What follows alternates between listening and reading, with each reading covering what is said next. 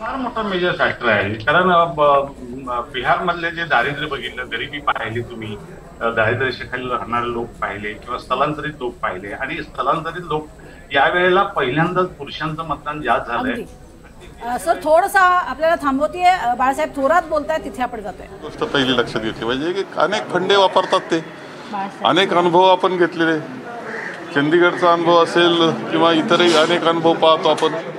ते सगळ्याचा ते निकोप लोकशाही जी असते ती लोकशाही भारतीय जनता पक्षाच्या हिशोबात नाही, आणि त्याचा परिणाम असा आहे की ते अनेक प्रकारानं निवडणूक जिंकण्याचा प्रयत्न आणि सत्ता हासिल करण्याचा प्रयत्न करतायत. ही वस्तुस्थिती आहे. म्हणून आमची लढाई तर ती आम्हाला चालूच ठेवावं लागेल. निकोप लोकशाहीसाठी, निरोगी लोकशाहीसाठी ती लढाई चालू ठेवावं लागेल. बिहारमध्ये जर बघितलं तर काँग्रेसला अतिशय म्हणजे आतापर्यंतचं सर्वात कमी असं सीट्स मिळालेले आहेत. एकंदरीतच असं सांगितलं जात आहे की जे सीट शेअरिंग असेल किंवा मुख्यमंत्रीपदाचा दावेदार असेल ते करण्यात उशीर झाला, त्यामुळे यामध्ये अखिल भारतीय काँग्रेस कमिटी त्यांचं निवेदन ते करतील की ज्याच्यामध्ये जास्त बारकाव्यानं आणि व्यवस्थित पद्धतीनं सांगू शकतील. परंतु या सगळ्याला कारण मला जे वाटतं, जे महाराष्ट्रात घडलं तेच बिहारमध्ये घडलेलं दिसतं आहे. महाराष्ट्रात जे फंडे निर्णय प्रकारचे वापरले गेले ते तिथे वापरले गेले आहेत. ही वस्तुस्थिती त्यामध्ये दिसते आहे. जनतेला सुद्धा विचार करावा लागेल की आपली लोकशाही निकोप पद्धतीनं चाललेली आहे का, निरोगी आपली लोकशाही आहे का, कोणत्या पद्धतीनं या सगळ्या निवडणुका घेतल्या जातात आणि जिंकल्या जातात याचा विचार जनतेने करावा लागेल. आणि निरोगी लोकशाही करता आम्हाला लढाई कायम चालू ठेवावी लागेल. सर पण महाराष्ट्रात झाल्यानंतर राहुल गांधींनी एवढ्या मोठ्या यात्रा काढल्या, मोतचोरी होती, सावध राहा, सगळं काही इतके प्रेझेंटेशन घेतले, एवढा फटका बसतोय तर तुम्हाला ते लोकांना पोचलेलं दिसत नाही. याचा अभ्यास करावा लागेल, आपलं चिंतन करावं लागेल. या बाबतीत मी नाकारत नाही. ही लढाई आम्ही जी करतो आहोत की लोकशाहीसाठी करतो आहोत, निकोप लोकशाहीसाठी करतो आहोत, हे पहिलं लक्षात घेतलं.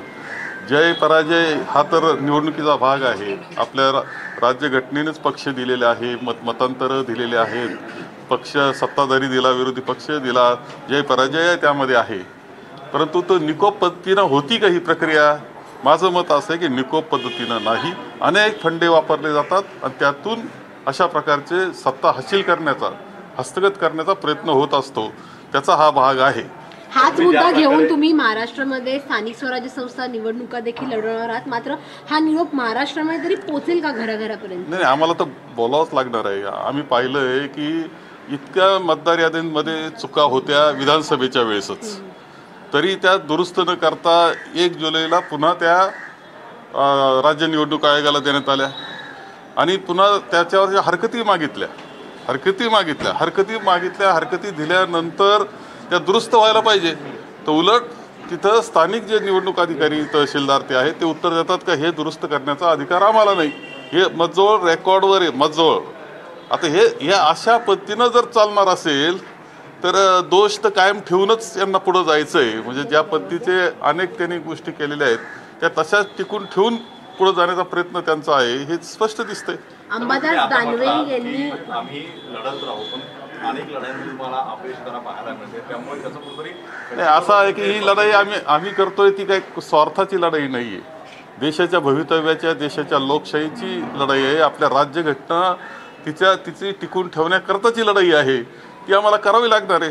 किती त्रास होईल, किती काळ होईल, याच्यापेक्षा आम्ही इतिहास जो नोंदला जाईल त्या इतिहासामध्ये स्पष्टपणे लिहिलं जाईल की राहुलजी गांधी हे लोकशाही करता आणि या राज्यघटनेकरता लढले. यश मिळेलच आम्हाला, मला खात्री आहे. एक दिवस मोठ्या यशाचा आमचा राहील, पण ही लढाई इतिहासात नोंदली जाईल त्यांची, ही वस्तुस्थिती आहे. अंबादास दानवे असं म्हणतायत की काँग्रेसला मुख्यमंत्री पदाचा चेहरा द्यायला उशीर झाला, त्यामुळे घोळ झाला, असं अंबादास दानवे बोलतायत. आणि आता याच्यामध्ये अखिल भारतीय काँग्रेस कमिटी जे बोलेल ते महत्त्वाचं आहे आमच्या दृष्टीवर. मला जे वाटतं ते मी सांगितलं. ज्या वेळेला या